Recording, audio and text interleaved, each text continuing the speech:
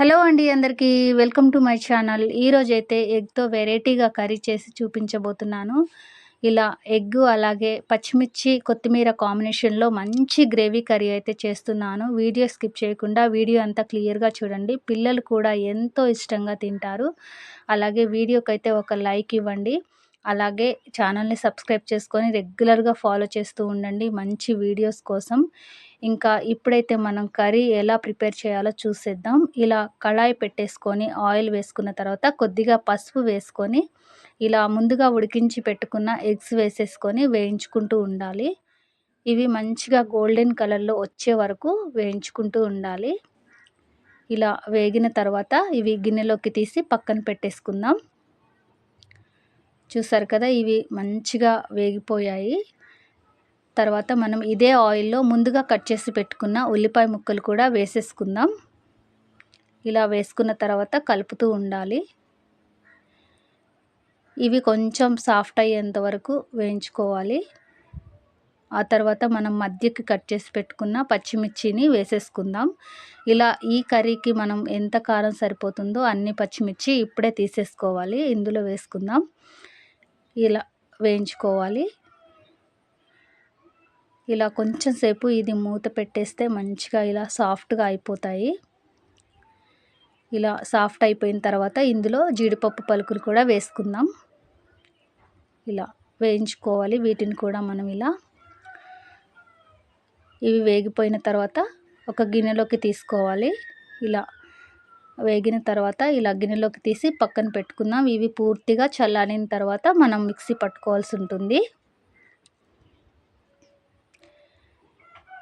ఇప్పుడైతే మనం అల్లం ముక్కలు ఇలా అల్లం వెల్లుల్లి అలాగే కొన్ని మిరియాలు తీసుకుంటున్నాను. ఇలా ఫ్రెష్‌గా దంచుకుంటే చాలా టేస్టీగా ఉంటుంది. నేనైతే ఏ కర్రీకైనా ఇలా ఫ్రెష్‌గా దంచి వేసుకుంటాను.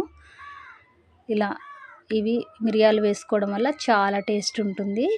ఇంకా ఇప్పుడు మనం ముందుగా వేయించి పెట్టుకుంది ఇలా మిక్సీలో వేసేసుకుందాం. ఇంకా కట్ట కొత్తిమీర తీసుకొని ఇలా కడుక్కొని ఇందులోనే వేసేసుకోవాలి. చక్కగా మిక్సీ జార్‌లో వేసుకొని ఇలా మనం మిక్సీ పట్టేసుకోవాలి. చూసారు కదా! ఇలా నీళ్లు పోసుకుంటూ ఇలా మెత్తగా పేస్ట్ చేసుకోవాలి. చూసారు కదా! ఇలా ఈ విధంగా మెత్తగా పేస్ట్ అయిపోయింది.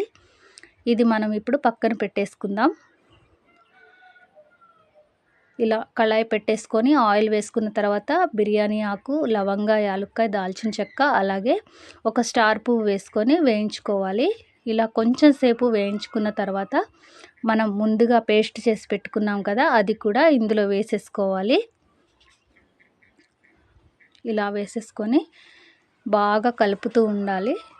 చూసారు కదా! ఇలా మంచిగా పేస్ట్ అయిపోయింది. ఇది మనం ఇప్పుడు ఇందులో వేసుకొని బాగా కలుపుకున్న తర్వాత ఇందులో మనం కొద్దిగా పసుపు వేసుకుందాం. ఇలా కొంచెం పసుపు వేసుకొని బాగా కలుపుకోవాలి. ఆ తర్వాత ముందుగా మనం దంచి పెట్టుకున్నాం కదా! అల్లం వెల్లుల్లి అలాగే మిరియాలు ఇది కూడా ఇందులో వేసేసుకుందాం. బాగా కలుపుకోవాలి. ఇది పచ్చి వాసన పోయే వరకు మనం కొంచెం వేయించుకోవాలి. ఆ తర్వాత రుచికి సరిపడా ఉప్పు వేసుకుందాం. ఇది కొంచెం వేగిన తర్వాత ధనియాల పొడి వేసుకుందాం.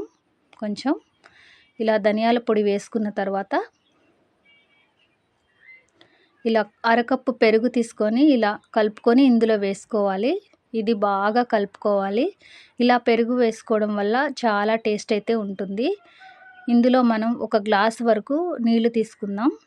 ఇలా నీళ్లు పోసుకున్న తర్వాత ఇలా కొంచెం ఉడుకుతున్నప్పుడు ముందుగా ఫ్రై చేసి పెట్టుకున్న ఎగ్స్ వేసేసుకోవాలి.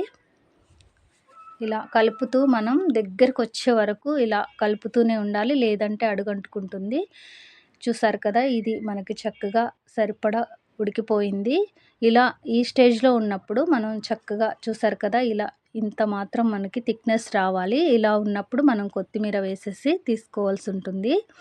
చూసారు కదా! ఎంతో టేస్టీ అయిన వెరైటీ ఎగ్ కర్రీ అయితే రెడీ అయిపోయింది. పిల్లలు కూడా చాలా ఇష్టంగా తింటారు. ఇది మనకి రైస్, చపాతీలోకి అలాగే బిర్యానీకి కూడా చాలా బావుంటుంది.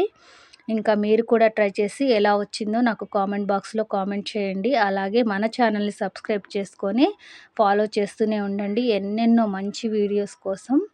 Thank you.